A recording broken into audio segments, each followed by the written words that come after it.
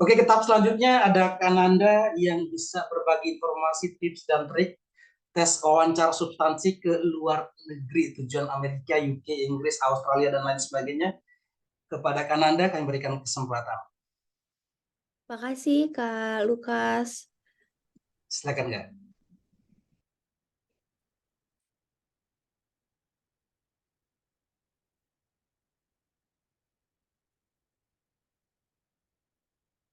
Oke. Tunggu.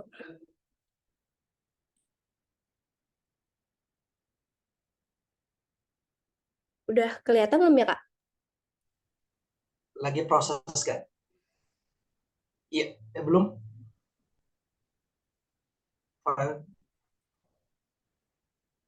Udah kelihatan ya Kak? Siap, sudah nggak? Warnanya pinkers. Oke, aku mulai ya Kak. Assalamualaikum warahmatullahi wabarakatuh. Selamat malam teman-teman semua di sini. Eh, Pertama-tama mungkin aku mau ucapin selamat buat teman-teman yang udah lulus di tes bakat skolastik dan akan lanjut ke tahapan selanjutnya yaitu seleksi substansi LPDP. Sebelumnya mungkin perkenalkan, aku Hanifah Ayu Nandasari, biasanya dipanggil Nanda. Aku mungkin sekilas aja, aku lahirnya di Jakarta 8 Oktober 1997, dan aku kemarin adalah awardee LPDP tahap 1 tahun 2023. Aku beasiswa reguler luar negeri jalur PTUD. Dan dulu aku menempuh S1-nya di Fakultas Hukum Universitas Erlangga, dan aku akan berangkat studi ke University of Oxford jurusan Master of Business Administration atau MBA di bulan September ini. Mungkin sekelas experiences aku sekarang kerja di PT PLN sebagai legal analyst in business development. Aku juga pernah beberapa kali berpartisipasi dalam conference atau event internasional, yang ini juga menjadi salah satu poin yang aku tulis di aplikasi LPDP aku. Nah, ini mungkin buat teman-teman yang mau connect, silahkan aku taruh kontak aku di sini. Feel free to contact me. I will be so happy to help. Nah, ini mungkin gambaran singkat aja ya. Tadi mungkin teman-teman udah tahu juga sih kalau seleksi proses di LPDP itu kita pertama ada seleksi administrasi, habis itu kita ke seleksi bakat skolastik, dan karena waktu itu yang terakhir ini aku daftarnya jalur LOE atau PTUD, aku nggak melalui seleksi bakat skolastik, tapi aku bisa langsung ke tahapan selanjutnya yaitu seleksi substansi atau wawancara. Nah, di seleksi substansi atau wawancara ini, sebenarnya menentukan lulus atau tidaknya teman-teman adalah memenuhi passing grade dan direkomendasikan oleh interviewer. Ini pernah disampaikan oleh Pak Dwi Larso. Jadi kita sebenarnya bukan compete against each other gitu. Kita bukan bersaing sama peserta lain, setahu aku ya waktu itu yang disampaikan oleh Pak Dwi Larso, tapi selama kita memenuhi passing grade dan kita direkomendasikan oleh interviewer, kita bisa lulus. Tapi ada juga beberapa case, teman aku itu dia waktu dia tanya kenapa nggak lulus ke LPDP, itu dia secara passing grade memenuhi, tapi keterangannya tidak direkomendasikan oleh interviewer. Jadi dua hal ini adalah kuncinya kalau kita mau lulus di seleksi substansi atau wawancara. Nah, ini mungkin aku sedikit sharing ya. Jadi, aku 3 kali daftar LPDP dan baru berhasil lolos ini di pendaftaran ketiga aku. Dulu di yang pertama dan kedua, aku daftarnya jalur non-LOE. Jadi, aku waktu itu melalui seleksi bakat skolastik dan udah lulus sampai tahap akhir. Dan di kedua pendaftaran aku sebelumnya itu, aku gagalnya sama-sama di tahapan seleksi substansi. Jadi menurut aku memang seleksi substansi atau wawancara ini krusial banget gitu, walaupun kita udah yakin banget di tahap sebelumnya, tapi memang tahap akhir ini ternyata adalah tahap yang paling tough for me personally. Dan alhamdulillah di yang terakhir aku bisa lulus, dan ini mungkin sedikit kasih gambaran waktu kemarin ditulis sih di websitenya itu kalau passing grade seleksi substansi untuk jalur luar negeri yang PTUD adalah 650, dan alhamdulillah skor aku 915 sehingga bisa dinyatakan lulus seleksi substansi. Nah, ini mungkin gambaran singkat aja buat teknis pelaksanaannya. Waktu itu aku tahu jadwalnya itu di info di akun pendaftaran kita, itu beberapa hari setelah pengumuman hasil TBS. tadi seperti yang disampaikan sebelumnya, memang kita nggak tahu sih kita dapat jadwal kapan. Ada yang misalnya, soalnya itu pengumumannya antara pengumuman seleksi TBS sama mulai masuk rentang waktu seleksi wawancara itu memang biasanya cuma kayak 1 sampai 2 minggu. Jadi biasanya kan beberapa hari setelah TBS baru dikasih jadwal. Nah, ada yang dapat hari berarti waktu persiapan dia memang singkat gitu sih, tapi ada juga yang dapat 1 bulan setelahnya, itu juga ada. Dan link Zoom-nya biasanya baru dibuka beberapa jam sebelum jadwal yang ditentukan. Durasinya, kalau aku dari 3 kali pengalaman aku tuh kurang lebih 1 jam. Interviewernya ada 3, kayak tadi udah disampaikan sih. Biasanya 2 itu dari akademisi atau profesional yang substansi, satu psikolog yang profil diri, sama pertanyaan menguji kesiapan. Aku sendiri waktu itu dapat interviewer substansinya itu pernah ada yang memang dia tuh sangat menguasai renewable energy, karena waktu itu tema yang aku angkat adalah renewable energy, dan beliau waktu itu sangat-sangat menguasai energi, jadi bisa benar-benar bertanya in details gitu ya tentang esai aku di bidang energi itu. Dan ada juga aku pernah dapat interviewer yang dia ternyata sama-sama dulunya alumni dari MBA Oxford gitu. Jadi dia nanya details banget tentang MBA Oxford-nya itu sendiri, Said Business School-nya itu sendiri gitu. Jadi teman-teman persiapkan kalau hal tersebut terjadi, itu sangat mungkin. Terus biasanya kita satu ruangan sendiri, matiin HP, kita suruh muter kamera, standar lah ya kok itunya. Terus untuk tujuan studi luar negeri mostly dengan bahasa Inggris. Aku pernah tahu sih beberapa anak yang dapat bahasa Indonesia, tapi mostly bahasa Inggris. Aku pun 3 kali interview, tiga-tiganya dapat bahasa Inggris. Jadi prepare yourself aja, bikin jawaban in English version gitu ya, daripada terkaget-kaget waktu wawancara dan harus pakai bahasa Inggris. Balik. Nah, terus ini adalah komponen yang dinilai. Ini berdasarkan informasi dari medsosnya LPDP ya, pernah di-post di Instagram. Pertama adalah pola pikir strategis. Itu menilai kita mampu menentukan tujuan, rencana, implementasi, melihat peluang, dan mengatasi tantangan, dan seterusnya. Kalau aku bisa kasih contoh pertanyaan di sini, itu contohnya kayak misalnya, bagaimana rencana pasca studi 5-10 tahun ke depan? Ini hal yang pasti sih ditanyain.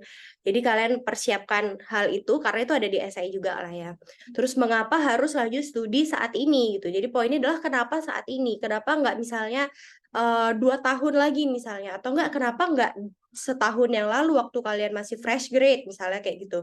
Jadi poinnya adalah kenapa sih harus saat ini, itu juga harus bisa terjawab. Yang kedua, kekuatan rencana studi. Ini pengetahuan mendalam tentang univ dan jurusan, tujuan studi, program yang akan kita ambil. Biasanya pertanyaannya kayak why study abroad. Ini pertanyaan yang penting sih kalau untuk yang daftar jalur luar negeri. Why study abroad gitu. Kenapa nggak di Indonesia? Emangnya yang mau kalian pelajari di luar negeri itu nggak ada di Indo gitu. Terus atau nggak misalnya, tapi kan itu ilmunya dari luar, apakah bisa diimplementasikan di Indo? Jadi why study abroad ini untuk yang daftar luar negeri itu sangat crucial. Terus why MBA? Aku kan ada ambil jurusan itu ya, atau why kalian ambil jurusan yang kalian ambil itu. Dan why UK gitu. Misalnya kalian ambil US, misal why US sih gitu. Emang ada hubungan apa antara Indo dan US, atau kalian mau ambil apa sih dari UK gitu untuk kalian bawa ke Indonesia? Kenapa harus UK? Kenapa bukan Australia gitu misalnya, atau kenapa bukan Jerman? Jadi spesifik tentang negara itu akan ditanya juga. Terus apa rencana penjurusan dan modul yang akan diambil, siapa supervisor yang menjadi pembimbing tesis. Untuk course aku sendiri sebenarnya coursework, aku ntar tidak diwajibkan untuk membuat tesis, tapi kita harus jawab, kan coursework biasanya di akhir akan ada internship atau misalnya buat projects gitu. Nah, jawabannya bisa kalian jawab diganti dengan jawaban misalnya nanti saya nggak ada tesis, tapi nanti saya akan ambil apa itu namanya, projectnya adalah tentang ini, nanti dari project itu saya akan menghasilkan sesuatu yang dibawa ke Indonesia gitu. Terus kekuatan rencana pengabdian, ini keterkaitan studi kita sama kontribusi, apakah bisa memenuhi gap di situasi Indonesia saat ini. Misalnya pertanyaannya, bagaimana dampak jika usulan solusi kalian diterapkan? Apakah akan langsung bermanfaat bagi masyarakat atau lingkupnya itu hanya sebatas di institusi? Jadi dampak sebesar apa sih impact yang kalian berikan, tapi juga apakah impact-nya itu benar-benar bisa menutup gap yang di situasi saat ini gitu. Jadi bukan cuma solusi yang Oke, saya akan bikin sesuatu, inovasi, tapi apakah inovasi itu menjawab masalah saat ini atau enggak? Terus, apakah permasalahan tidak tercapainya ini contoh waktu itu aku tanyain gitu ya, apakah permasalahan tidak tercapainya target, renewable energy di Indonesia saat ini, itu benar-benar bisa diatasi dengan solusi yang ditawarkan. Untuk melihat benang merah antara solusi yang kalian tawarkan, sama rencana yang kalian paparkan di awal.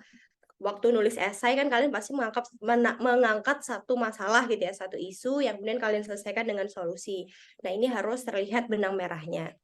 Terus selanjutnya adalah tentang kekuatan mental atau resiliensi. Ini biasanya yang ditanyakan oleh psikolog.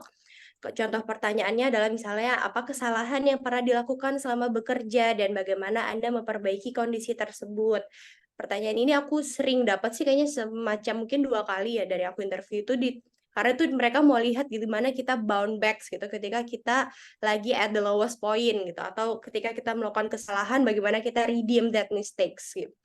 Terus apabila belum punya pengalaman tinggal di luar negeri, gimana cara untuk survive dan adaptasi? Ini mungkin karena LPDP mau melihat sih, nanti kita di sana tuh survive atau enggak. Jangan sampai kita dikirim ke sana, ternyata kita kondisinya unwell gitu ya di sana.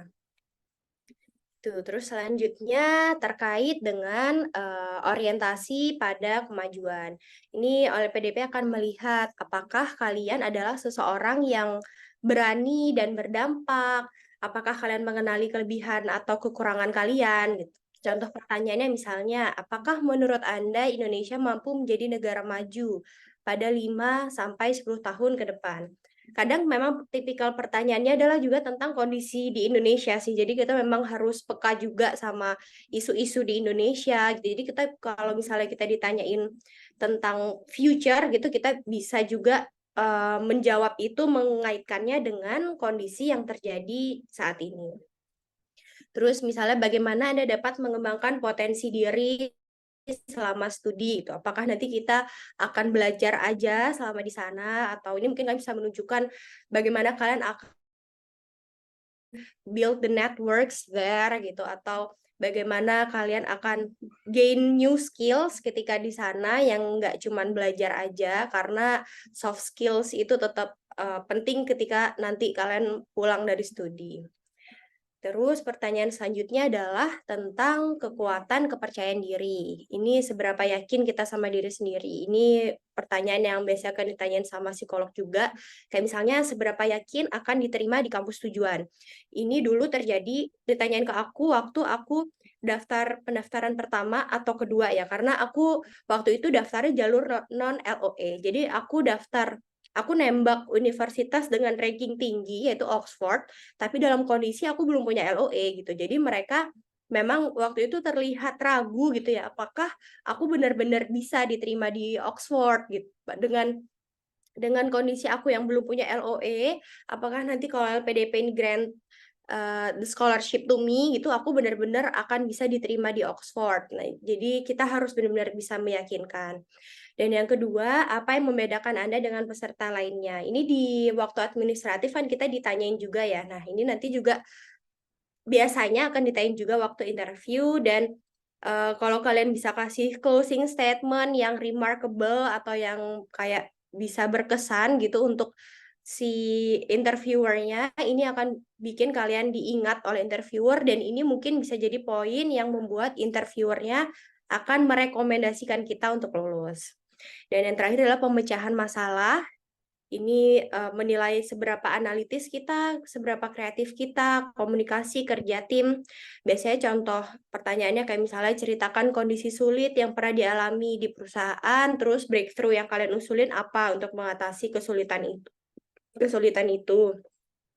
Terus juga ceritakan pengalaman memimpin dan bagaimana mengatasi konflik dalam tim. Karena kayaknya LPDP itu menurut aku juga melihat kita sebagai future leader gitu. Jadi mereka juga ingin tahu bagaimana experiences kita dalam leading a team, atau kita tidak harus benar-benar di posisi sebagai leader gitu, tapi mungkin kita dalam posisi yang kita bisa mengambil keputusan atau berperan besar dalam tim tersebut.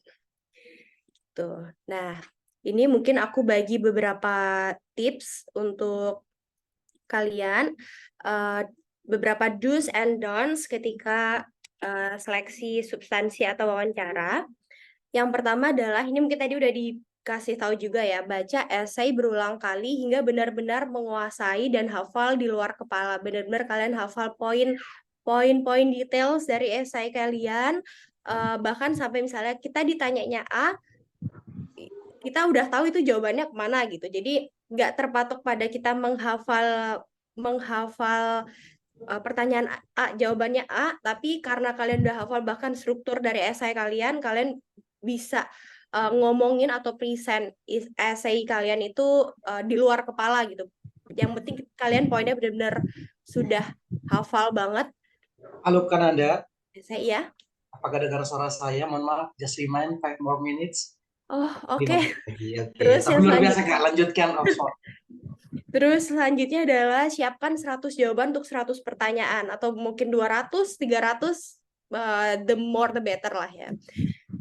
Jadi kalian siap pertanyaan apapun yang tanyain. Terus siapkan minimal 5 values yang bisa membedakan kamu dari yang lain. Ini penting banget karena interviewers itu banyak kan nanya, banyak menginterview orang. Jadi kalian kasih 5 values membedakan. Misalnya kalian international exposure-nya tinggi, terus misalnya kalian itu biasa punya leadership yang tinggi dan biasa memimpin, kalian punya karier kalian yang berkembang dari awal masuk kerja. Pokoknya tentukan 5 values yang itu membedakan kalian dari yang lain. Dan ini berhubungan sama poin selanjutnya, itu ambil satu big theme berkaitan dengan isu sosial dan atau SDGs. Misalnya renewable energy, poverty, healthcare, atau semacamnya. Dan big theme ini yang akan diingat sama interviewer. Jadi misalnya, oh Nanda tuh yang renewable energy banget gitu. Nah, kalian bikin kesan itu sama interviewer kalian. Terus jawab pertanyaannya lebih dulu, baru kasih penjelasan. Jawabnya pakai metode STAR disertai dengan contoh. Jadi pertanyaan A, jawab dulu pertanyaannya, baru kasih penjelasannya. Jadi si interviewer ingat, oh jawaban kalian tuh A gitu.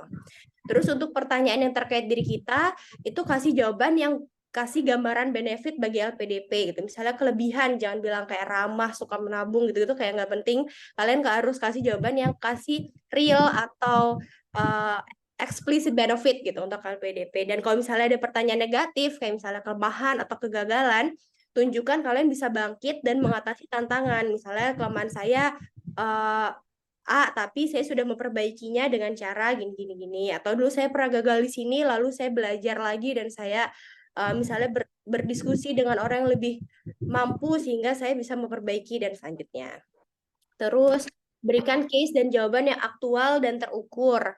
Kalau misalnya dikasih pertanyaan, salah satu cara gampang untuk menjawab adalah dengan kasih contoh real, jadi interviewernya kebayang dan tergambar. Terus kalau misalnya belum punya LOE kayak aku waktu itu, yakinkan interviewer kalau kita benar-benar mampu dan pasti bisa diterima di univ tujuan. Misalnya kita udah konsul sama alumni, misalnya kita udah pernah ikut webinar dari Oxford gitu atau semacamnya. Terus jika lintas bidang dengan S1, kayak aku S1 ambil hukum, S2-nya ambil bisnis, tunjukkan urgensi adanya kompetensi di kedua bidang gitu. Kenapa sih aku harus punya 2 ilmu, legal dan bisnis gitu. Jadi kenapa bisnisnya ini penting? Karena untuk mendukung yang legal. Urgensi ini benar-benar jadi part krusial karena waktu interview keduaku ini adalah poin yang bikin aku gagal karena waktu itu aku belum terlihat bisa menunjukkan kalau seseorang atau di instansi aku itu memang butuh yang kompeten di 2 bidang ini. Terus tunjukkan kalau kita adalah investasi yang baik dan menguntungkan untuk LPDP. Karena LPDP kan frankly speaking mereka kan invest ke kita gitu. Terus gunakan mindset bermanfaat dan berkontribusi bagi Indonesia. Karena LPDP memang visi misinya adalah memajukan Indonesia, jadi pakailah mindset ini untuk menjawab semua pertanyaan. Terus yang untuk kontribusi pasca studi bagi jadi jangka pendek, menengah, dan panjang sehingga itu lebih bisa terukur gitu. Jangan misalnya rencana kontribusinya apa, Halo jadi Kananda, kan itu kayak terlalu panjang gitu. Ada satu halo slide lagi Kak. Kak, boleh dikit lagi ya Kak? Oh siap, gas. 2 menit lagi Kak, 5 kurang 3, tinggal 2. Thank you. Oke. Dan ini adalah don'ts, ini mungkin beberapa hal kesalahan saat interview yang most likely bisa bikin kalian gagal gitu ya. hopefully tidak terjadi. Pertama adalah menjawabnya tidak yakin dan ragu-ragu, jadi nggak bisa meyakinkan interviewer. Karena gimana-gimana kita interview adalah untuk meyakinkan orang yang interview kita. Kedua, menunjukkan sikap yang arogan, tidak sopan, dan kurang menghargai. Ini aku bilang tadi case-nya salah satu teman aku, padahal dia nilainya udah jauh di atas passing grade, tapi ternyata tidak direkomendasikan sama interviewer. Karena bisa jadi itu dia dari sikap dia menjawab, dia meninggalkan kesan yang kurang baik di hadapan interviewernya. Terus yang ketiga, menjawab pertanyaan tentang diri dengan jawaban yang personal dan nggak relate sama substansnya. Terus belum memahami universitas, course, dan negara tujuan dengan sangat mendalam. Ini juga salah satu kesalahan yang paling umum. Jadi kita nggak bisa jelasin detail modul yang rencana diambil. Kalian harus udah research banget ya, modul yang mau diambil apa, supervisor yang jadi pembimbing, entah itu tesis atau yang coursework kayak aku untuk ngambil projectnya nanti kira-kira siapa. Kalian harus benar-benar udah tahu satu orang yang akan kalian pegang gitu nanti di sana. Terus juga rencana research-nya seperti apa atau rencana projects-nya, keunggulan universitas dan negara yang dipilih. Ini krusial buat yang ambil di luar negeri karena apa sih yang bikin unik UK? Apa yang bikin Oxford tuh unik yang tidak kita temukan di Indonesia atau bahkan mungkin di negara lain. Terus tidak memahami kondisi di Indonesia saat ini, sama tidak bisa menunjukkan urgensi dari alasan mengambil studi, alasan studi harus di luar negeri bukan di Indo, sama alasan lintas bidang bagi yang lintas bidang. Terus menjawab dengan keuntungan pribadi bukan untuk sosial atau masyarakat, dan yang terakhir tidak melakukan mock up interview. Waktu interview pertama aku nggak mock up, jadi aku tidak dinilai oleh orang sebenarnya kurangku itu di mana gitu. Karena ketika mock up kita benar-benar bisa dapat feedback yang itu bisa kita pakai buat bekal ketika nanti kita interview. Oke, mungkin segitu dari aku. Maafkan kalau waktunya agak kepanjangan. Semoga bermanfaat. Wassalamualaikum warahmatullahi wabarakatuh. Baiklah Kananda, terima kasih banyak. Memang itu mahal karena saat ini kita dikejar oleh waktu dan memang luar biasa. Sudah gratis menghadirkan pemateri yang luar biasa, output Unera S1, lanjut ke Oxford setelah tes 3 kali dan gagalnya 2 kali gagal di tes substansi LPDP. Sekarang Oxford itu bisa dijadikan pertimbangan buat kita teman-teman yang tembak LN. Faktanya saat ini saya sedang PB di UI dan teman-teman LN itu memang kualitas untuk Inggrisnya full luar biasa, tapi masih diberikan pembekalan belajar yang lebih lagi. Profesiat buat Kananda dan dimudahkan proses ke depannya. Baik, untuk ini informasi saja disclaimer bahwa mungkin tadi sudah disampaikan oleh Kanaldi, proses webinar dari pejuang bisu LPDP ini dihadirkan khusus buat para pejuang tangguh di seluruh Indonesia Raya. Kami ingatkan ini merupakan sharing pengalaman pribadi dari yang pernah gagal sekali, 2 kali, 3 kali, bahkan 7 kali, dan ada juga yang one shot langsung gol, tapi tetap lebih mengedepankan EQ dibandingkan IQ karena etika itu jauh lebih penting karena dihadirkan seorang psikolog yang luar biasa dari tim wawancaranya. Oke, saat ini masih bertahan di angka 183 peserta yang luar biasa dan ada pertanyaan di kolom chat yang sudah sangat atau cukup banyak. Selanjutnya akan kami buka room tanya jawab dan kesempatan pertama, kedua, dan ketiga diberikan secara online. Bisa angkat tangan dan langsung ditujukan ke siapa dengan tata cara perkenalkan nama, tujuan universitas, dan ambilnya prodi apa. Oke, kami berikan kesempatan. Wah, langsung nembak luar biasa 3 orang. Dari Kak yang pertama, Kak Budi Setiawan yang muncul pertama di sini. Baik Kak Budi, silakan on cam, perkenalkan nama dengan jelas, tujuan dan pilihan prodinya apa. Oke, terima kasih Kak. Selamat malam semuanya. Assalamualaikum warahmatullahi wabarakatuh. Mohon ini sedang di kamar jadi pakai baju bebas. Eh, saya ingin bertanya kepada, kebetulan saya mengambil S3 untuk yang targeted PNS di Universitas Glasgow. Sebelumnya sudah mendapatkan LOA. Jadi sama kayak Kak Dita tadi ya, Dita apa siapa tadi dari Oxford tadi yang tidak melalui tahapan Nanda ya tadi ya, tidak melalui tahapan skolastika.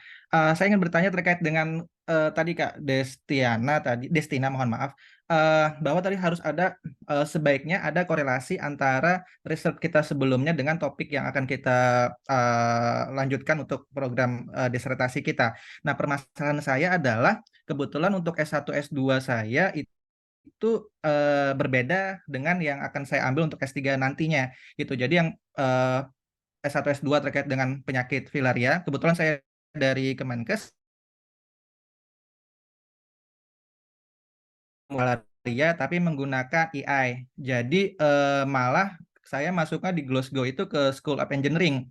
Jadi berbeda dengan sebelumnya saya di kedokteran seperti itu. Nah, apakah itu menjadi suatu permasalahan nantinya dan bagaimana cara mengatasi atau menjawabnya terkait dengan hal tadi? Publikasi saya juga sebetulnya cukup banyak, tetapi tidak ada sedikit pun, tidak ada satupun malah yang terkait dengan malaria. Dan baru tahun ini saya mengajukan penelitian yang ada yang menggunakan terkait dengan AI tadi.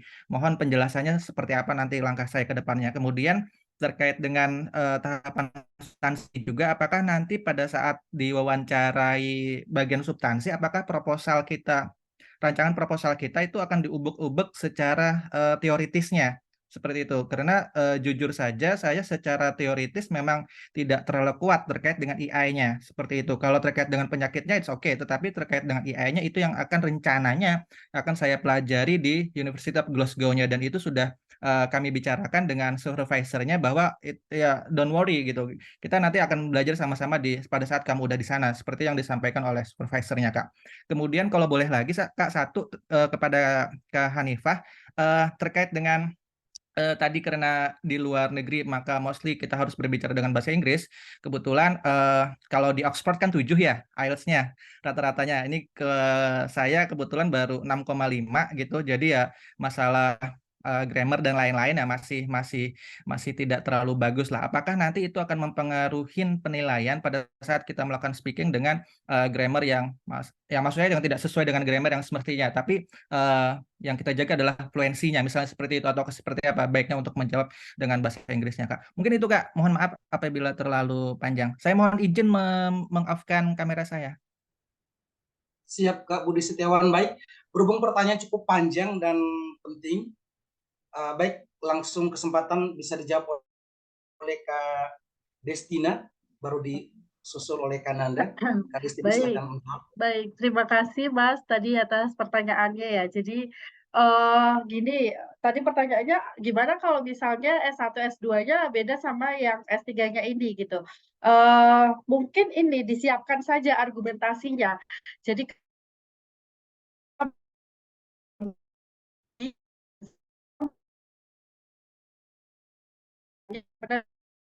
topik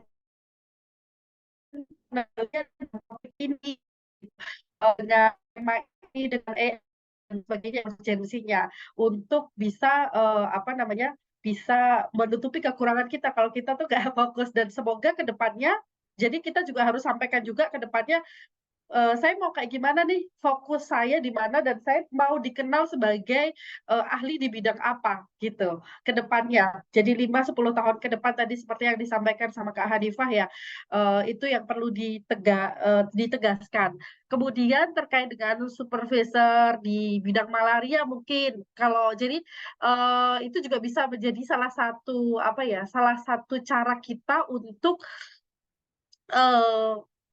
berargumentasi. Misalnya supervisor kita memang fokusnya di bagian sini, jadi memang tema kita diarahkan sama supervisor gitu. Terkait dengan proposal juga, apakah itu diubek-ubek? Jujur kemarin saya ditanya, gimana progres proposal kamu gitu.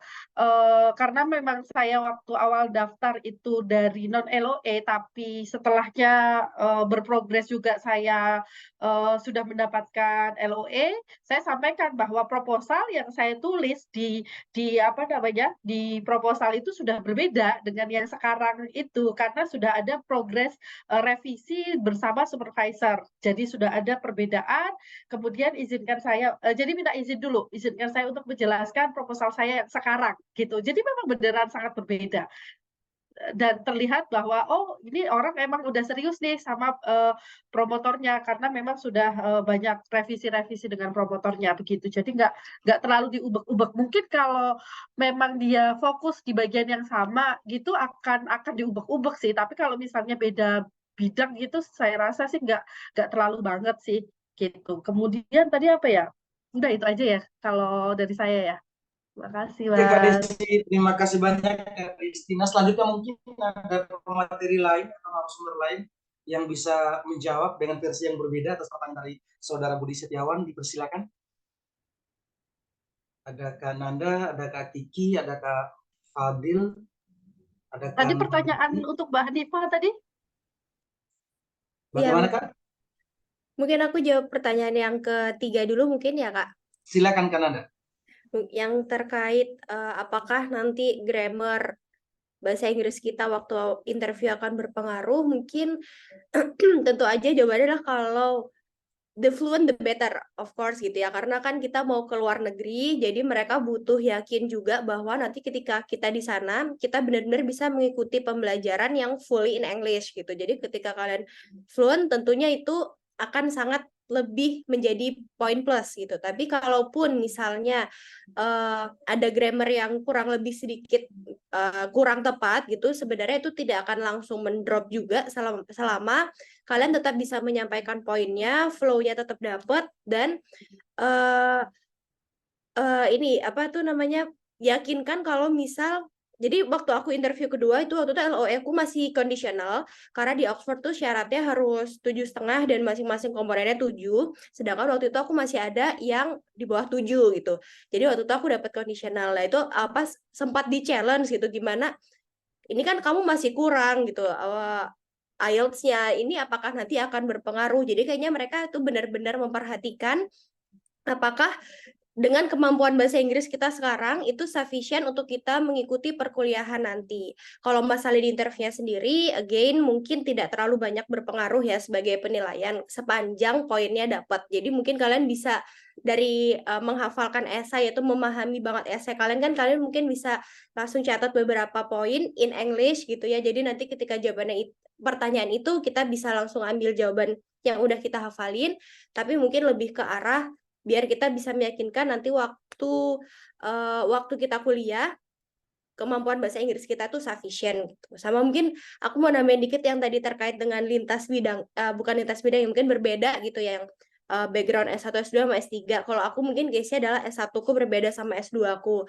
Itu memang akan di-challenge juga sih, dan itu salah satu hal yang membuat aku fail sebenarnya di yang seleksi kedua gitu. Karena waktu itu mereka bilang, padahal kita akan rekomen kamu loh, kalau kamu ambilnya tetap hukum gitu. Kenapa ambilnya bisnis kayak gitu sih. Jadi aku kayak udah dapet kisi-kisi kayak aku bakal fail deh ini gitu waktu yang kedua. Jadi memang kita benar-benar harus nunjukin kenapa sih kita harus ambil yang sekarang ini gitu, dan apa lebih bagus lagi kalau ada keterkaitan sebenarnya dari yang sebelumnya yang past sama yang akan kita ambil sekarang.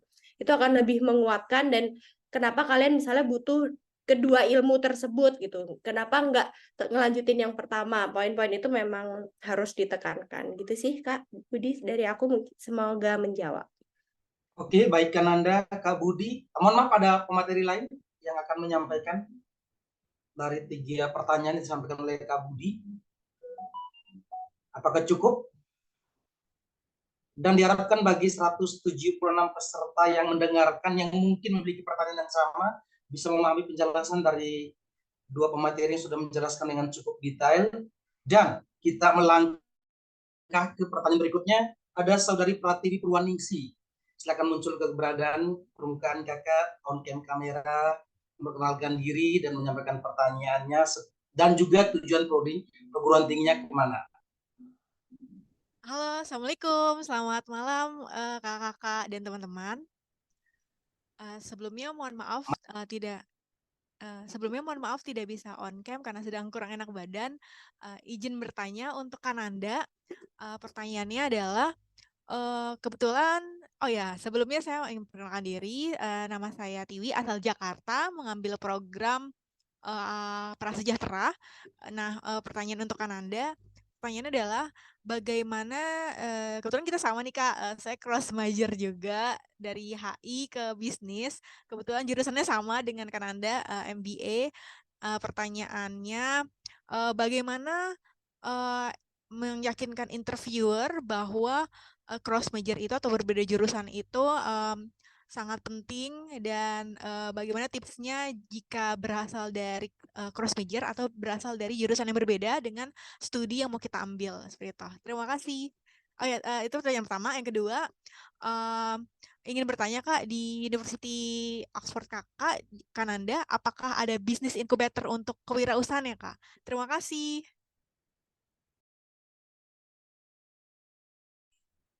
Silakan Kananda langsung dijawab pertanyaannya. Oke, makasih Kak Tiwi pertanyaannya.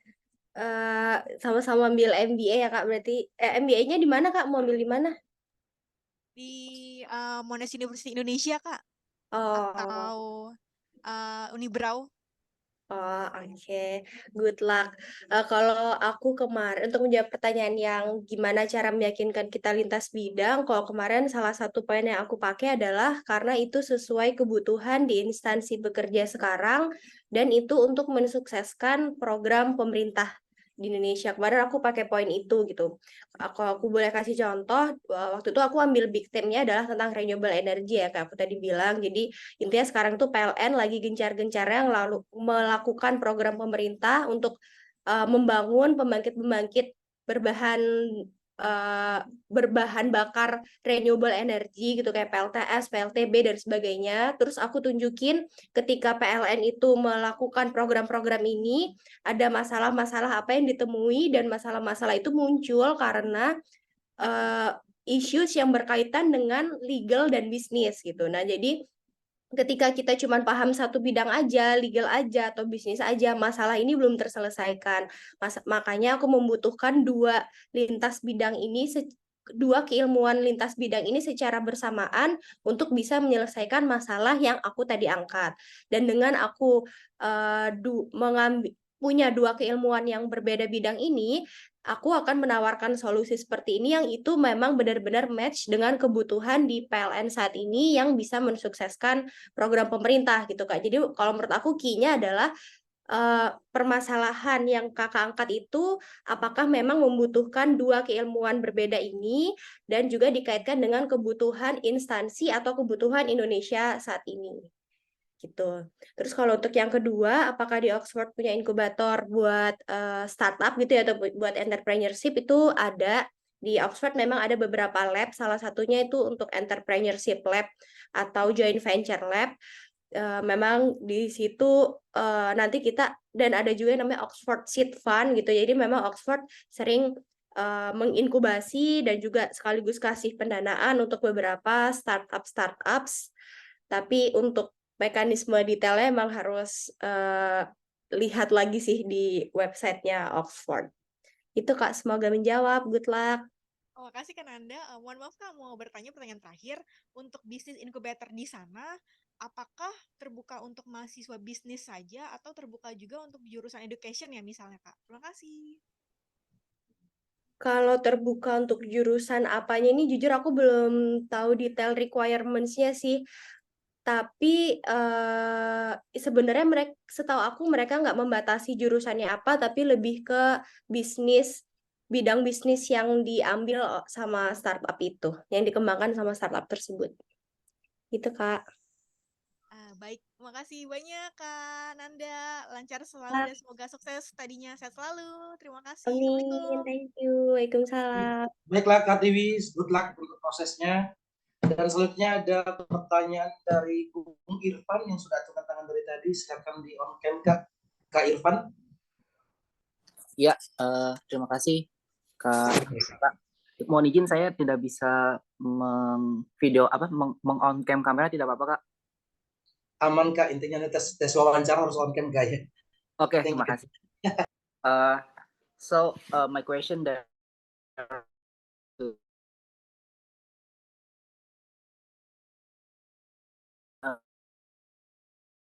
Nanda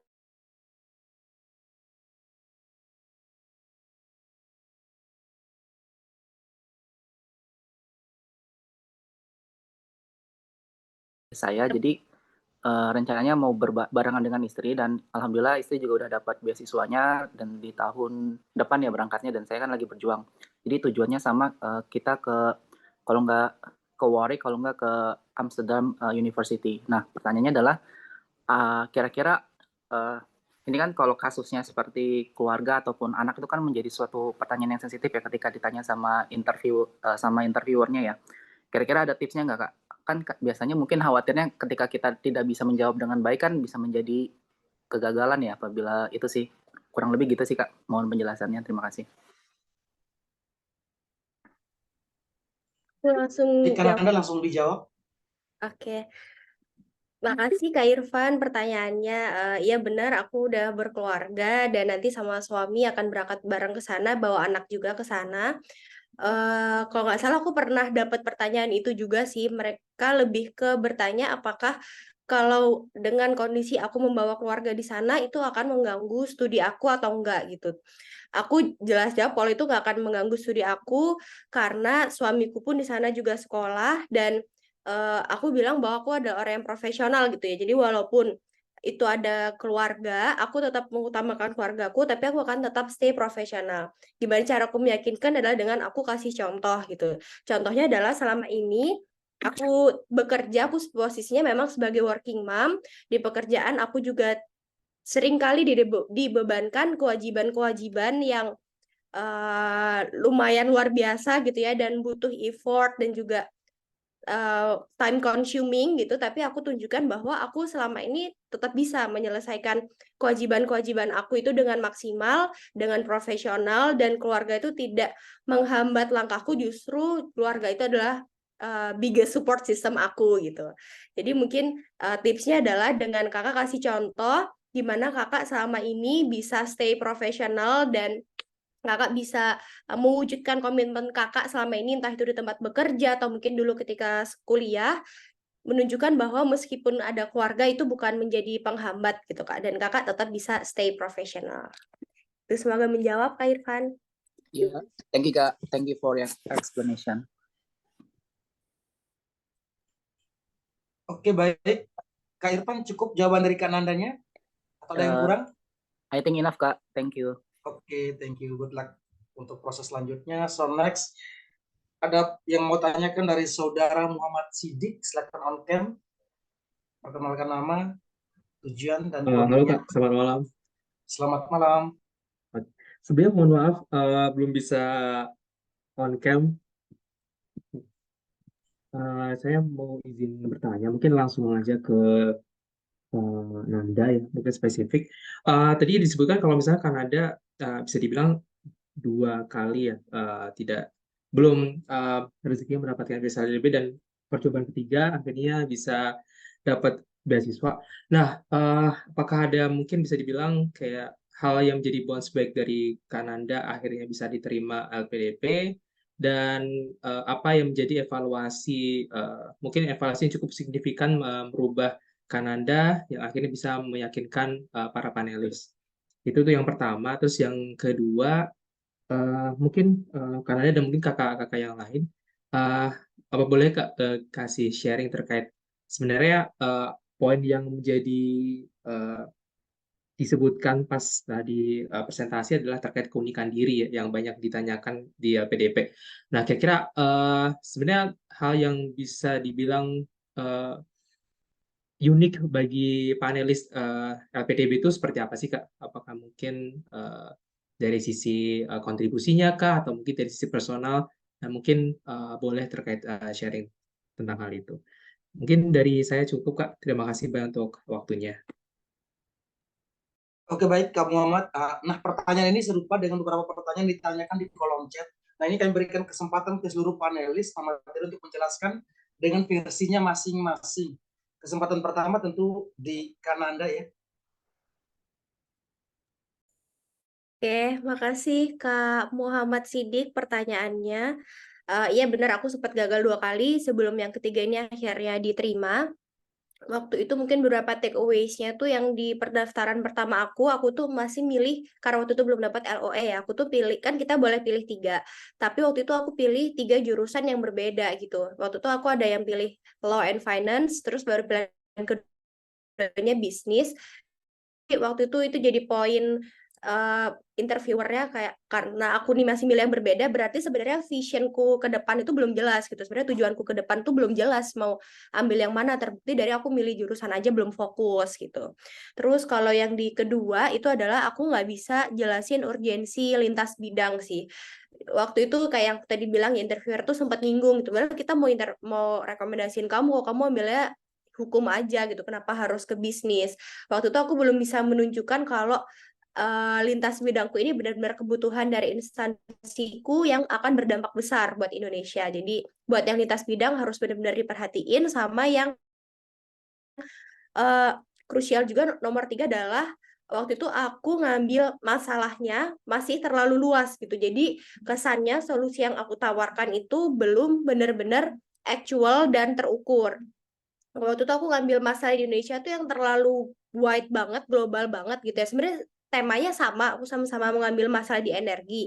Cuman di yang pertama kedua aku ambil view-nya tuh terlalu luas gitu. Sedangkan di yang terakhir aku coba lebih fokus terhadap sesuatu yang sedang dihadapi instansiku sekarang yang itu akan berpengaruh buat Indonesia gitu. Nah, ketika aku ngambil yang lebih fokus, akhirnya jawabanku terkait solusi gitu-gitu, solusi, terus langkah, rencana kontribusi itu jadinya berpengaruh, lebih actual, lebih terukur, sama jadinya tuh lebih bisa diimplementasikan gitu, nggak kayak yang terlalu ngawang-ngawang atau ngada-ngada gitu. Aku nggak lagi nulis kayak misalkan banyak kasih contoh langsung nembak mau jadi menteri pendidikan, misalnya terlalu tinggi gitu. Nah, aku benar-benar kasih stepku step by step yang benar-benar bisa implementatif ketika aku lulus. Itu mungkin beberapa poin yang bikin aku gagal di yang pertama dan kedua, terus ya aku perbaiki di yang ketiga. Oh, sama waktu itu aku yang pertama sempat nggak mock up itu tadi sih, jadi aku kurang dapat feedback sebanyak gitu. Mungkin itu yang pertanyaan kedua. Mau yang lain dulu atau gimana Kak Lukas?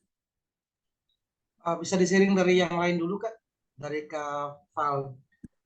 Kak Fadil, dipersilakan dengan pertanyaan yang sama. Ya. Karena banyak muncul pertanyaan yang serupa di kolom chat.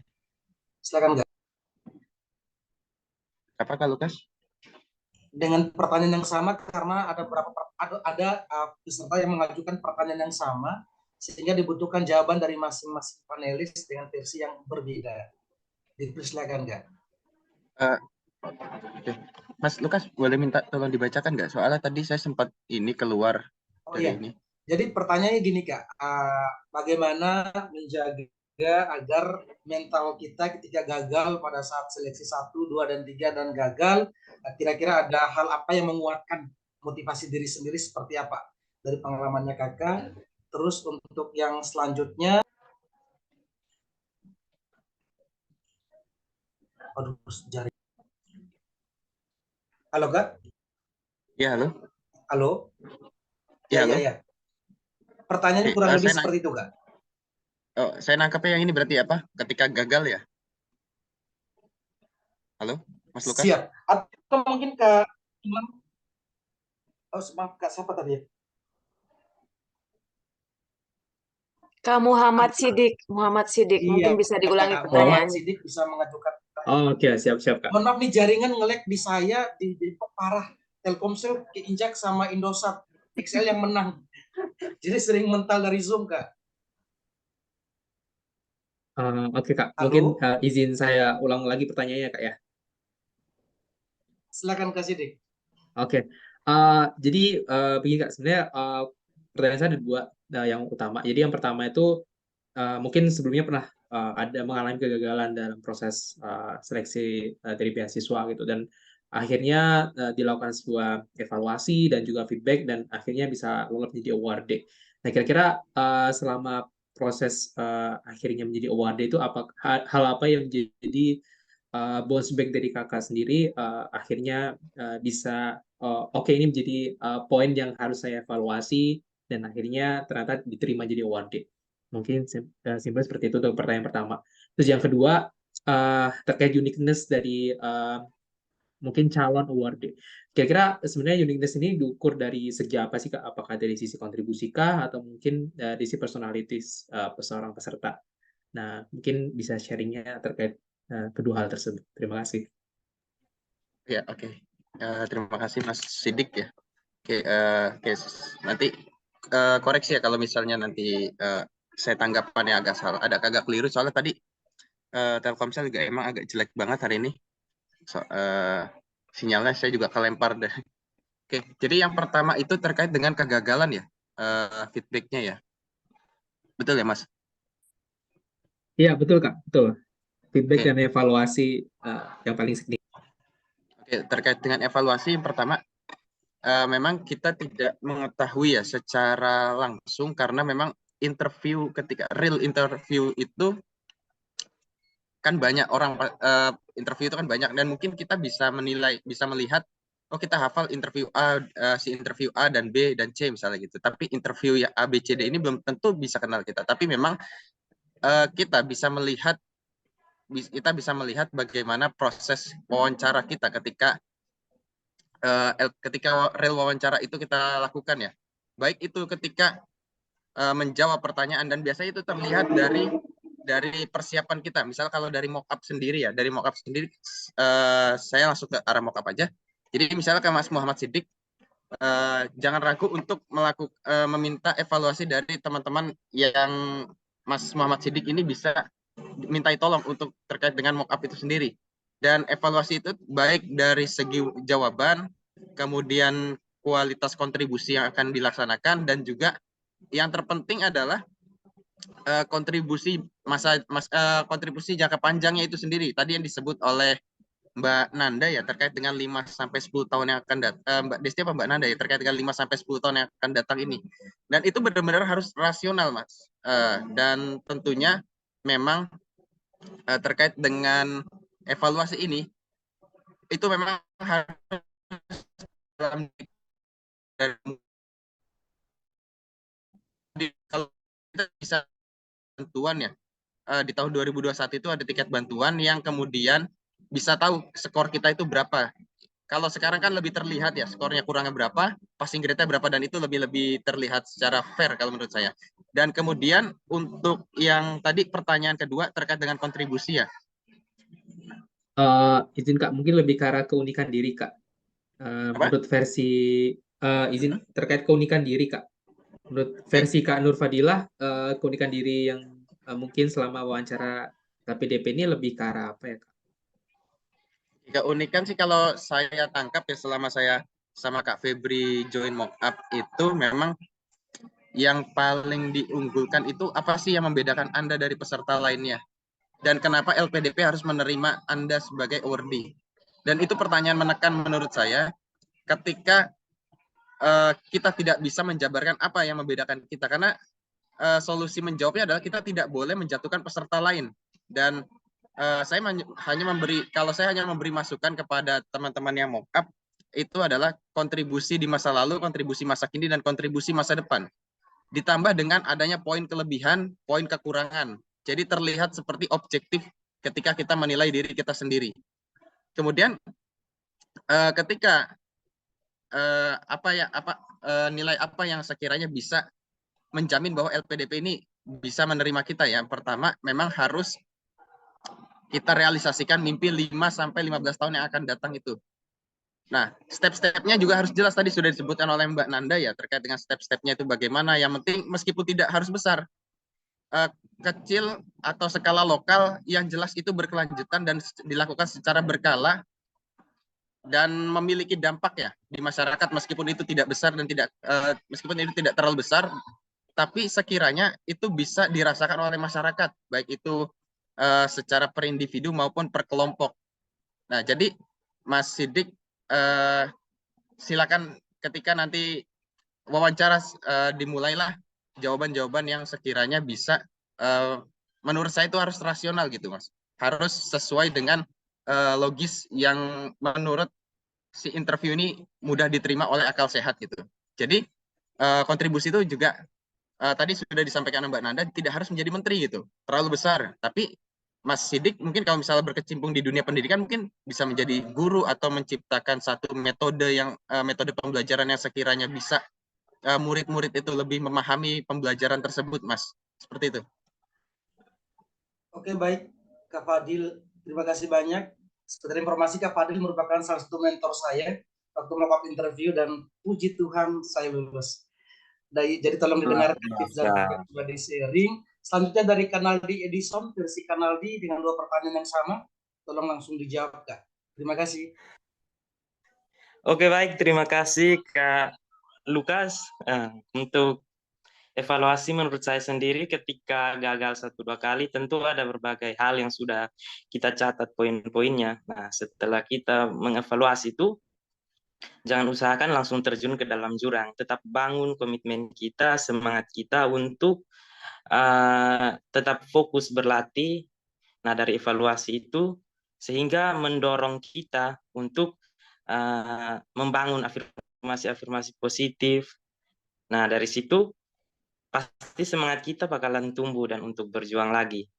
Nah, untuk ini ya dari LPDP sendiri yang menjadi penilaian menurut saya itu semua hal yang kita tulis dalam esai, mulai dari kontribusi kita. Jadi kontribusi yang kita jelaskan, usahakan meyakinkan ke pewawancara, kemudian kontribusi kita berkelanjutan dan memang itu bisa menjawab tantangan yang ada ke depannya itu. Nanti selebihnya bisa kita latih di muka wawancara itu ada berbagai macam pertanyaan di situ. Nah, teman-teman juga harus prepare dari sekarang untuk ini ya, mulai buat kerangka berpikirnya apa yang perlu dijawab di seleksi wawancara nantinya itu. Itu sih dari saya, Kak Lukas. Dari kakak yang lain mau ditambahkan, terima kasih. Baik, Kak Raldi, terima kasih. Ini salah satu pertanyaan pamungkas itu pembeda kita dengan peserta lain itu hasil survei kami angkatan PB saat ini dari 20-30 kawan yang kami tanyakan hampir 20-25 mendapatkan pertanyaan tersebut. Jadi ini tolong didengarkan dengan baik-baik. Yang masih on sampai saat ini 153 peserta. Selanjutnya kami berikan kesempatan dengan pertanyaan yang sama juga buat dari Kak Kiki. Bisa menjelaskan versi Kak Kiki? Ya, terima kasih ya. Halo? Mas Lukas. Ya, untuk tadi pertanyaan. Halo Kak Kiki. Halo, apakah suara saya jelas? Halo, halo. Halo? Terdengar tapi kecil, Kak. Halo? Halo, halo. Apakah jelas? Jelas, Kiki, jelas. Oke. Ya, terima kasih. Ya, yang saya ulang tadi ada 2 pertanyaan. Pertanyaan pertama perihal bagaimana kita menyikapi kegagalan. Yang kedua, value kita. Nah, untuk kegagalan sendiri sebenarnya benar yang memang nanti berperan besar, yaitu bagaimana kita mengetahui sebenarnya apa yang jadi kekurangan kita. Nah, di sini kebetulan waktu saya kemarin LPDP juga, salah mentor saya Kak Febri dan Kak Fadil yang alhamdulillah saya lolos sampai sekarang ini, dan teman-teman di sini harus benar-benar diikutilah untuk mock interview karena itu benar-benar berperan bagaimana teman-teman mengetahui hal-hal yang masih menjadi kekurangan. Dan yang kedua perihal value. Nah, sebenarnya tadi yang dikatakan Kak Destia juga bahwa sebenarnya banyak yang lebih berprestasi daripada kita, tapi mereka gagal. Nah, yang saya garis bawahi untuk value kita pertama yang harus kita yang harus kita pegang yaitu perihal etika. Nah, etika di sini meliputi gestur kita ketika berbicara dan bagaimana gestur kita ketika kita kayak menyikapi apa yang jadi pertanyaan dari interview. Terkadang kan memang ada beberapa pertanyaan yang memang itu krusial atau yang memang dari aspek psikologis itu terlihat banget respon kita yang agak berbeda daripada sebelumnya. Nah, makanya diusahakan ketika ada pertanyaan yang memang itu pertanyaan vital, bagaimana kita tetap tenang dalam menjawab dan bagaimana tetap kita dalam rencana yang sudah kita siapkan. Nah, jadi ketika memang gestur pertama yang sudah kita bangun itu baik terhadap interviewer, ketika kesan awal yang kita sampaikan ke interviewer itu kesan kita baik, jadi ke depan pun kalau menurut saya insya Allah juga akan berjalan dengan lancar. Yang kedua memang kontribusi. Nah, di sini kontribusi yang paling tidak hal itu kontribusi itu linear dengan jurusan yang kita ambil. Jadi ketika ketika kontribusi itu linear dengan jurusan yang kita ambil, itu suatu hal yang memang masuk akal. Nah, jangan sampai yang tadi dikatakan oleh Kak Nanda bahwa nanti kita akan menjadi menteri atau DPR itu hal yang memang sangat jauh, mungkin nanti bisa, tapi perlu, kalau menurut saya, kalau pengalaman saya kemarin, saya menyampaikan rencana jangka pendek saya, rencana jangka menengah saya, dan rencana jangka panjang saya, dan itu bisa membuat interviewer memahami, oh jangka pendeknya seperti ini, menengahnya seperti ini, panjangnya seperti ini. Jadi kita mempunyai planning ketika pendeknya kita seperti apa, jangka menengahnya seperti apa, jangka panjangnya seperti apa. Mungkin itu sedikit masukan dari saya. Terima kasih. Oke Kak, terima kasih. Kembali kami ingatkan jawaban dari seluruh panelis ditujukan ke seluruh peserta karena ini pertanyaan yang cenderung muncul. Next, penjawab terakhir dari Kak Destina diberikan kesempatan Kak, selamat menjawab. Oke, baik. Terima kasih Kak Lukas.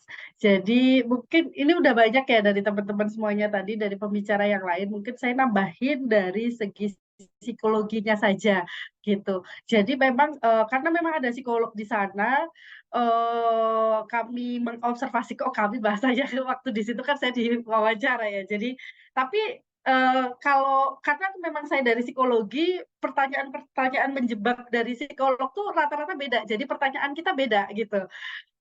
Jadi pertanyaannya itu ada yang, wah berarti kan Mbak kece banget nih, bagus banget. Jadi bahasanya nggak formal ini. Jadi pengen, kalau orang Jawa bilang tuh ngumbul gitu apa ya kalau bahasa ini ya, menganggap, oh kamu keren banget sih gitu, membanggakan, kamu keren banget sih. Nah itu sebenarnya pertanyaan pancingan di psikologi biar kita tuh kelihatan, iya dong, aku emang keren gitu. Jangan sampai kita kepancing, udah senyum aja. Jadi ketika kita menjelaskan apa kontribusi kita selama ini, itu sebenarnya kalau kita di feedback sama psikolog dengan, kamu bagus banget, berarti bisa kayak gitu. Udah jangan kepancing gitu. Jadi memang usahakan apa ya, jadi kayak bocoran banget ya. Usahakan memang sekal mungkin gitu. Walaupun kita orangnya itu orangnya ekspresif, dan jangan sampai larut. Misalnya ketika ditanya misal tentang kesulitan terberat dalam hidup, jangan sampai nangis, mellow, yang sangat down gitu. Bahkan ada psikolog yang memang langsung dibawa ke situ biar tahu gimana regulasi emosinya dia, gimana resistensinya dia kayak gimana gitu loh. Itu bisa rawan gagal. Nah gitu.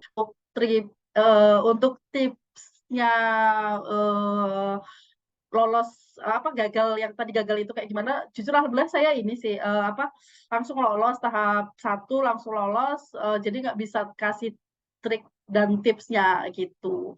Intinya tetap kalem, sesuai alur logik seperti apa yang tadi disampaikan oleh Kak Kiki gitu. Walaupun kita orangnya ekspresif. Gitu Kak Lukas.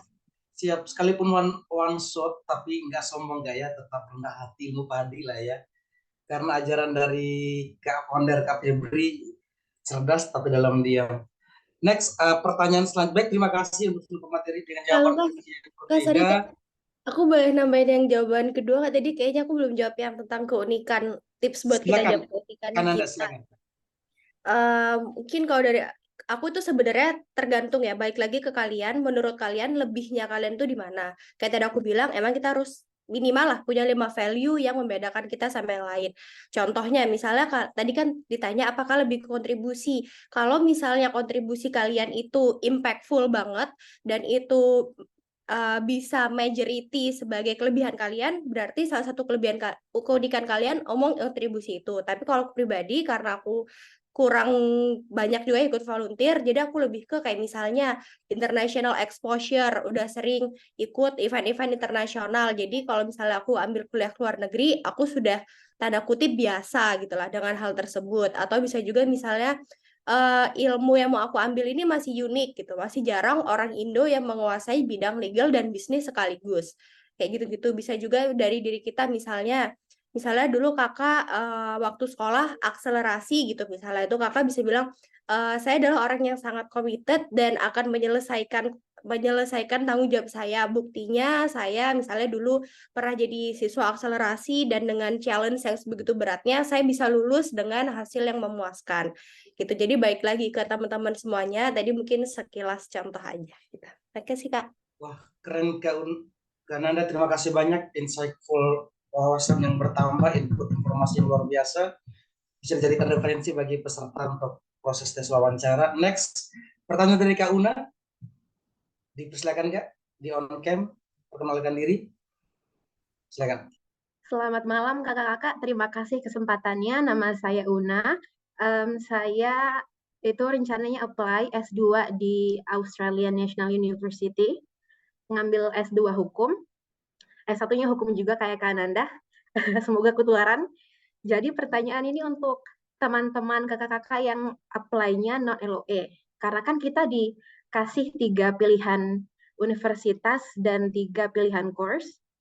Pertanyaannya adalah, apakah interviewer itu menanyakan komposisi terkait dengan tiga pilihan itu sama besar, atau lebih cenderung ke pilihan yang pertama?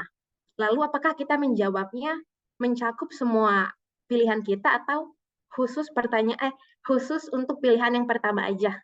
Seperti itu. Terima kasih kakak-kakak.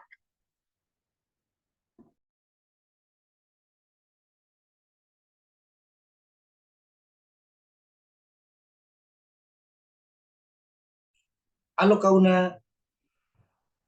Iya Kak, Ya, bukan. silakan. Ya. Ditujukan ke siapa tadi Kak? Mohon maaf. Untuk kakak-kakak yang apply-nya non LOE, terutama yang ke luar negeri. Kananda, iya. Oh iya, silakan Kananda. Makasih Kak Una pertanyaannya. Kalau buat yang pertama, dulu aku sempat daftar non LOE ya, dan aku nulis 3 juga. Itu pertama-tama poinnya sebenarnya jangan pilih jurusan beda-beda sih Kak, kalau saran dari aku pribadi ya, karena itu waktu itu jadi bumerang buat aku, karena aku terlihat kayak orang yang belum punya fokus yang pasti gitu, nanti tujuan ke depannya gimana.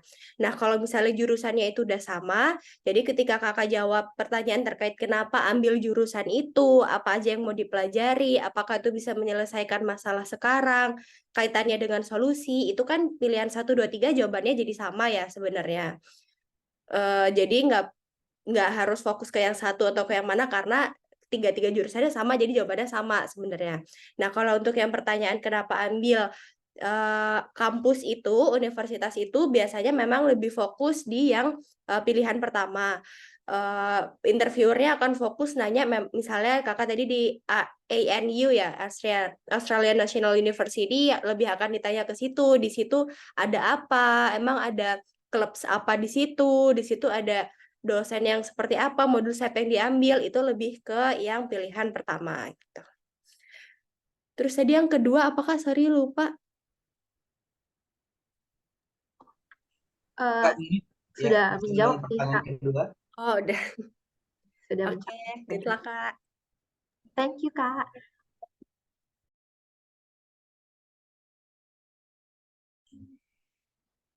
Oke, baik. Untuk masih ada yang mau raise? Oke, saya beralih ke pertanyaan di kolom chat, dan ada beberapa pertanyaan yang sama dan sudah dijawab oleh Saudara Naldi, dibantu menjawab. Terus saya diinstruksikan untuk melihat pertanyaan yang belum ditanyakan, baik di raise hand atau di kolom chat yang sedikit berbeda, yakni ini penting nih kayaknya. Maaf Kak, dari Kak Sri Rahayu, maaf Kak, izin bertanya, bagaimana ya Kak cara kita menghubungi dosen di kampus tujuan untuk menjadi promotor kita melalui email? Baik, silakan dijawab, mungkin Kak Nanda atau Kak Destina atau kakak-kakak yang lain. Dari Kak Sri Rahayu, teknis menghubungi dosen. Halo? Oke, baik. Dari saya dulu ya, mungkin ya. Boleh, Mas Lukas? Kan enggak? Silakan. Oke, ya. Untuk menghubungi dosen, saya ketika itu memang awalnya saya ikut open house di psikologi UGM. Di sana sudah diinstruksikan memang harus komunikasi dulu dengan calon promotor via apa? Jadi dijelaskan kalau dosen saya itu bilangnya ketika open house itu ini ya via Instagram saya gitu. Jadi perkenalan via Instagram. Jadi saya menghubunginya via Instagram ketika itu. Tetapi mayoritas memang via email. via email, menghubungi via email. Kalau bisa program doktor itu sekalian bawa proposalnya gitu. Jadi proposal yang dibuat untuk format LPDP itu juga dikirimkan. Bisa kita kirimkan ke dosen promotor, calon promotor kita begitu di email. Begitu. Baik, ada tambahan dari kakak-kakak yang lain? Dari Kak Kiki? Ya, mungkin nambah ya. Yang tadi dari Kak Desta kan untuk yang jalur dokter. Nah, mungkin yang jalur S2 atau magister, waktu itu saya juga menghubungi calon dosen pembimbing yang kebetulan sekarang memang saya studi di situ juga.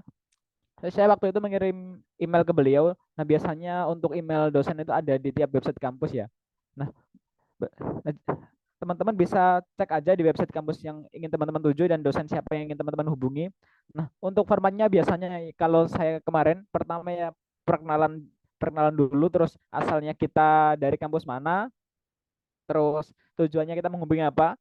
Semisal kita daftar LPDP tujuannya ini persiapan tes wawancara, menghubungi Bapak untuk nanti ketika kami menjadi mahasiswa Bapak ingin Bapak menjadi pembimbing kami. Terus selanjutnya, halo, ya. Terdengar kok, terdengar. Oh, ya. Terdengar Kiki, terdengar. Oh ya, itu tadi pertama kita perkenalan, yang kedua asal kita dari kampus mana, dan tujuan kita menghubungi apa. Biasanya misal tujuan kita menghubungi Bapak karena saat ini sedang proses seleksi wawancara LPDP, tujuan menghubungi Bapak untuk nanti ketika kami keterima, kami mengharapkan Bapak menjadi pembimbing kami. Mungkin formatnya seperti itu. Dan bisa langsung dikirim via email. Terima kasih. Baik, Kak Kiki, terima kasih. Ada pemateri yang lain, soalnya dari saya selektif pertanyaan, ada 6 atau 7 orang yang berbeda bertanya hal yang sama, tapi dengan formulasi kalimat yang berbeda. Jadi bisa dijelaskan lebih dengan mungkin ada ide atau ada saran yang disampaikan dari masing-masing orang. Pemateri berikutnya mungkin dari Kak Fadil atau Kak Nanda, silakan. Ini nambahin dikit Kak, kalau dari aku sih aku lihat di website sih, memang di website itu kan biasanya memang history si dosen tersebut udah pernah research apa aja, udah punya project apa aja, pengalaman profesional dia seperti apa, itu kita cari yang paling cocok sama kita, yang paling mirip sama rencana project yang mau kita ambil atau rencana research kita. Terus pasti di situ ada kontak dosennya. Misal mostly kalau di luar negeri pasti via email. Itu kita email aja orangnya. Biasanya sepengalaman aku dosen luar negeri itu lebih cepat membalas email gitu sih, fast respon. Jadi cari aja kontaknya di website kampusnya. Ya, Kak Fadil silakan. Oke, Mas Lukas, saya menambahkan karena memang banyak juga sih waktu mock up juga teman-teman mempertanyakan soal ini ya, menghubungi dosen entah via email, WhatsApp, atau mungkin tadi ya via medsos lainnya. Ya sebenarnya itu tidak masalah selama memang tujuannya untuk menghubungi ya terkait dengan ketersediaan menjadi dosen pembimbing atau promotor. Dan kalau saya sendiri memang waktu itu saya kaitkan dengan rencana penelitian saya dan menelusuri tadi ya yang disampaikan oleh Mbak Nanda tadi. Memang saya melakukan seperti itu di tahun 2021 lalu, menelusuri terkait dengan beberapa karya tulis atau publikasi-publikasi yang dilakukan oleh dosen tersebut. Dan alhamdulillah ketika saya email dosen tersebut itu langsung mendapatkan respon, dan alhamdulillah sekarang menjadi dosen pembimbing tesis saya. Jadi sebisa mungkin buat teman-teman yang akan menghadapi tes wawancara, segeralah menghubungi dosen pembimbing, atau kalau S3 kan kalau tidak salah wajib harus ada promotor ya terkait di dalam esai tersendiri ya. Oke, itu cukup. Baik, dari Kanaldi ada tambahan terkait pertanyaan ini? Kak Lukas, ya silakan, tadi sudah banyak dijelaskan oleh Kak Nipa, Kak Kiki, Kak Nur, Kak Destiana. Nah, itu sebenarnya kita tinggal langsung ngecek Misalnya kan ada 3 pilihan kampus kita tuh, UGM, Undip, sama Brawijaya. Kita pengen jadiin alasan untuk wawancara itu kampus yang mana. Kalau misalnya di UGM ya kita langsung cari ke kampus UGM itu untuk di websitenya fakultas kita, kemudian dilihat prodinya, kemudian di situ ada juga data-data terkait dosen itu, ada emailnya. Nah, langsung teman-teman susun siasat untuk meng-email ke dosen itu sesuai yang tadi kakak bilang itu. Nah, setelah itu di wawancara sebenarnya ada yang ditanyakan, ada juga yang nggak ditanyakan. Jadi alangkah baiknya kita persiapan aja ketika ditanyakan, oh kita sudah punya ini ya, sudah punya usaha untuk menghubungi calon dosen pembimbing. Siap, Kak Lukas. Baik, Kak Naldi, terima kasih. Kak Lukas, izin menambahkan terkait dengan ini ya. Karena ini pertanyaan yang selalu muncul. Kadang tuh ada yang nanya, Kak, kita kan belum kuliah, kok disuruh menghubungi dosen pembimbing? Jadi gini, untuk menghubungi dosen pembimbing itu gimana caranya? Teman-teman cek pada website kampus tujuan. Biasanya di website-website itu ada profil dosen, terus ada penelitian-penelitian atau artikel-artikel ilmiah yang dipost. Nah, di situ teman-teman lihat sekiranya dosen mana yang pernah atau yang punya penelitian itu senada dengan risetnya teman-teman, dengan topik yang akan teman-teman kaji. Setelah mendapatkan informasi tersebut, teman-teman hubungi. Nah, hubunginya ini kadang hubungi itu dosen sama sekali tidak dibalas. Jadi ketika teman-teman menghubungi, sekalipun dosen tersebut tidak membalas, itu kalau menurut saya pribadi itu tidak bermasalah. Yang penting di sini kita tuh mau menunjukkan ke pihak pewawancara bahwasannya persiapan kita itu sudah sampai segini loh Pak. Bahkan sampai dosen atau calon pembimbing itu sudah kita cari. Jadi sekiranya menunjukkan ke pihak pewawancara kalau memang kita ini sudah siap. Nah, cara menghubunginya bagaimana? Bukan beberapa ya, dari tahun lalu tuh saya sudah sempat post ke story-nya Pejuang Beasiswa LPDP. Kalau misalkan teman-teman mau lihat formatnya, itu bisa cek di highlight ya. Terus di sini ada yang nanya nih, yang dimaksud dengan menghubungi dosen pembimbing itu seperti apa? Ya kita selayaknya kita mau mencari kira-kira di kampus tujuan ini siapa sih dosen yang bisa membimbing kita dengan topik yang kita pilih. Nah, seperti itu. Nah, kalau misalkan itu apa namanya? Menghubungi dosen itu penting atau tidak? Sekali lagi di sini kan tugasnya kita ingin meyakinkan pewawancara kalau kita ini layak untuk menjadi award di LPDP. Maka dari itu semua persiapan harus kita siapkan sebaik mungkin, semaksimal mungkin. Entah nanti ketika wawancara, kalau tidak ditanya pun tidak masalah. Tapi kalau misalkan ditanya dan kita menjawab belum, itu kan menurut saya pribadi kita sudah merelakan satu pertanyaan dan kita pun tidak tahu kalau misalkan pertanyaan ini nantinya memberikan poin yang tinggi untuk meluluskan kita. Jadi oleh karena itu mumpung masih ada waktu, kita hubungi saja. Entah dibalas ataupun tidak dibalas itu urusan belakang, yang penting kita sudah hubungi. Dan jangan lupa di screenshot untuk disimpan file-file tersebut ke laptop atau mungkin ada yang mau di print silakan buat jaga-jaga kalau misalkan nanti ada pertanyaan seperti itu. Cukup dari saya ya. Baik, Kak Febri, senior yang luar biasa, ORD, founder Pejuang Beasiswa LPDP, terima kasih.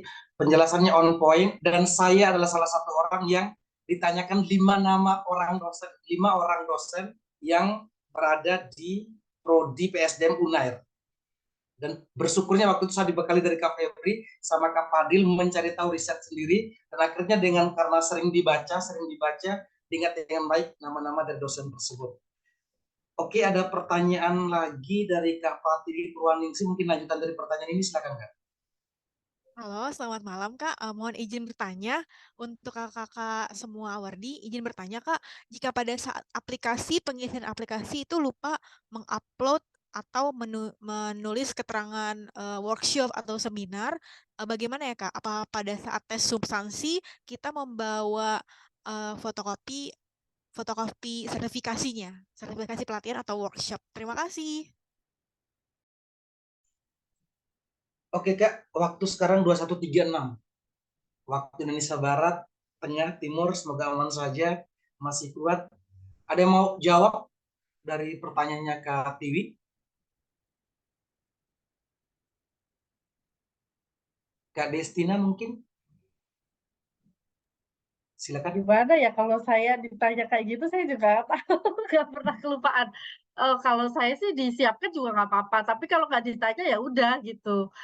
Ya resiko kita kalau dibilang, oh ternyata kamu nggak punya pengalaman ya gitu. Nah baru deh kayak dijelaskan, mohon maaf, boleh saya menjelaskan bahwa ada susulan, mungkin jawabannya gitu ya. Jadi jangan bukan lupa gitu, tapi susulan. Jadi buat redaksi kalimat itu sepositif mungkin gitu. Gitu sih kalau dari saya. Tapi kalau misalnya nggak ditanyain ya jangan disampaikan gitu. Jadi jangan sampai aku kan nggak butuh jawaban itu, dan yang diwawancara itu kan banyak gitu ya, nggak cuma kita. Jadi ya jangan sampai apa sih kamu terlalu banyak omong gitu, gitu ya. Ya, Kak, on point Kak ya. Next, ada yang mau menjawab pertanyaan dari Kak Tiwi? Nambahin dikit Kak, kalau Silakan misalnya Kananda. relate sama salah satu pertanyaan interviewers bisa juga diselipin kayak misal mereka bertanya A gitu, terus kita bilang iya, oh iya saya pernah pengalaman juga ketika saya mengikuti workshop ini di sini, itu saya gini gini gini gitu. Jadi misal bisa diselip-selipin di jawaban gitu sih kalau mau. Tapi benar kayak kata Kak Desina, kalau misalnya nggak ditanya atau nggak relate, nggak diminta, nggak usah ditunjukin juga gitu. Oke, Kananda, terima kasih banyak. Jadi ada beberapa pertanyaan di kolom chat yang sudah dijawab langsung oleh Kanaldi, dan jawaban itu dipastikan sesuai dengan apa yang harus dijawab karena tidak dikomplain atau direvisi oleh Kak Febri dan teman-teman lain. Dan selanjutnya ini menarik, ada pertanyaan tentang Kak, maaf, apa itu mock-up interview? Coba lebih banyak baca Kak, karena itu hal-hal yang mungkin harus kita tahu Kak ya. Next, mungkin tersisa 132 peserta Kak Febri, waktu dan kesempatan diberikan closing statement atau langsung foto bersama, atau ada ide, saran yang harus diberikan dari masing-masing pemateri sebelum kita foto bersama untuk persiapan proses mock-up interview. Dan dipastikan tolong penting sih ini, karena akun Instagram Pejuang Beasiswa LPDP, YouTube, terus TikToknya kalau bisa sudah follow dan di-share, karena ini informasi positif dan semuanya bersifat gratis. Ini informasi penting Kak ya. Baik, waktunya saya berikan ke Kak Febri.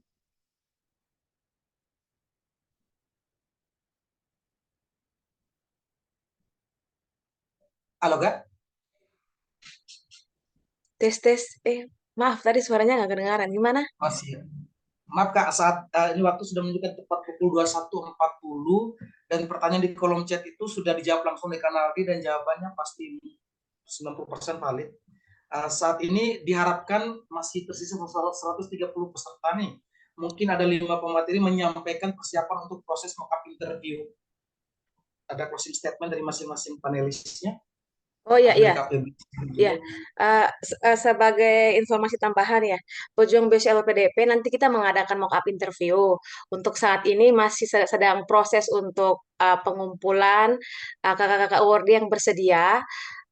Secepatnya akan kita infokan kalau nggak Minggu, Senin. Terus untuk kegiatan mock-up interview ini kan kita dibatasi ya dengan kakak-kakak awardee yang mungkin ada yang sudah mulai studi seperti saya juga, terus kayak Kak Hanifah yang sebentar lagi mungkin akan terbang ke luar negeri.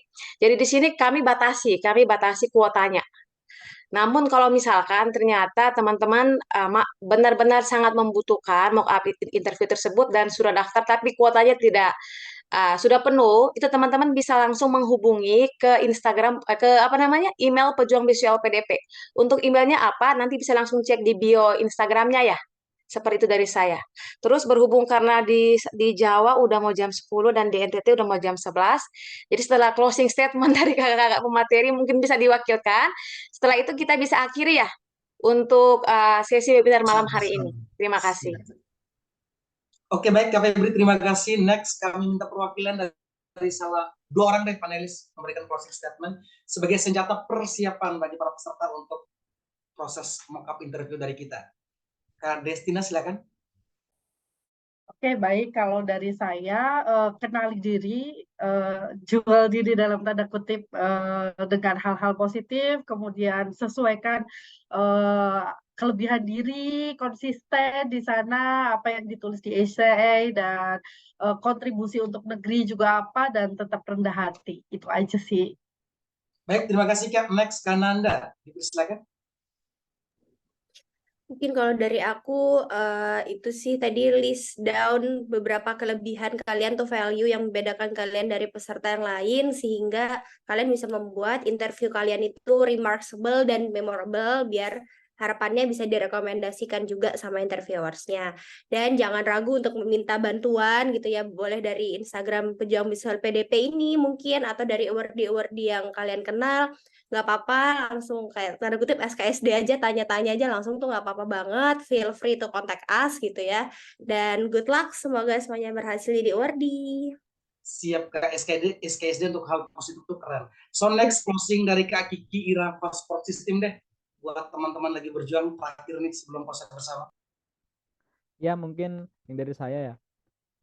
Jika memang niat kita dari awal baik dan tujuan kita baik, insya Allah nanti hasilnya juga akan baik. Nah, tapi yang terpenting dari itu teman-teman dari sekarang udah sampai seleksi skolastik udah selesai, tinggal satu langkah lagi dan jangan sampai seleksi terakhir ini teman-teman remehkan, jangan sampai seleksi terakhir ini teman-teman merasa aku udah siap, aku udah santai saja, jangan, tetap siapkan semaksimal mungkin, tetap belajar semaksimal mungkin, ikut mock interview karena itu nanti yang akan berimplikasi pada hasil teman-teman. Jika memang teman-teman merasa teman-teman pantas jadi award, tunjukkan perjuangan teman-teman agar nanti teman-teman jadi salah satu awardee yang benar-benar memang layak menerima beasiswa LPDP. Mungkin itu dari saya, terima kasih. Good luck Baik Kak semuanya. Kiki, terima kasih. Ini catatan kaki. Batch 1 yang daftar 15.000 sekian peserta, yang lolos 3.971. Berapakah sisanya batch 2 dan apakah Anda yang termasuk di dalamnya? Baik, terima kasih untuk mengukir momen kebersamaan kita di webinar untuk persiapan mock-up interview dari pejuang beasiswa LPDP. Dimohon dengan sangat silakan di on cam kamera untuk kita pose bersama, dan kami meminta kesediaan dari Kak Nanda untuk bisa mengambil pose bersama kita malam hari ini. Oke kawan-kawan, silakan dibuka on cam kamera yang berkenan biar bisa di-upload di medsosnya Pejuang Beasiswa LPDP.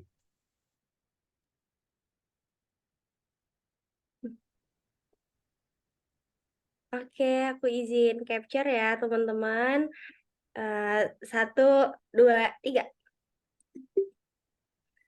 Boleh sekali lagi. 1, 2, 3. Oke, thank you teman-teman semuanya. Thank you Kak Lukas, thank you Kak Febri. Baik, terima kasih banyak rekan semuanya dari founder Pejuang Beasiswa LPDP, kakak-kakak pemateri yang luar biasa cerdas dan rendah hati, para peserta yang masih bertahan hingga jam seperti ini 21.45 waktu Indonesia Barat. Semoga sukses dan nanti tolong untuk selanjutnya informasi penting tentang proses mock-up terus mengikuti update-update terbaru dari akun Pejuang Beasiswa LPDP, dan informasi menarik ini jangan lupa Anda bagikan ke rekan perjuangan Anda di batch berikutnya di tahun 2024 dan seterusnya. Baik, cukup sekian dari kami. Salam berjuang dari Pejuang Beasiswa LPDP. Tuhan memberkati kita semua.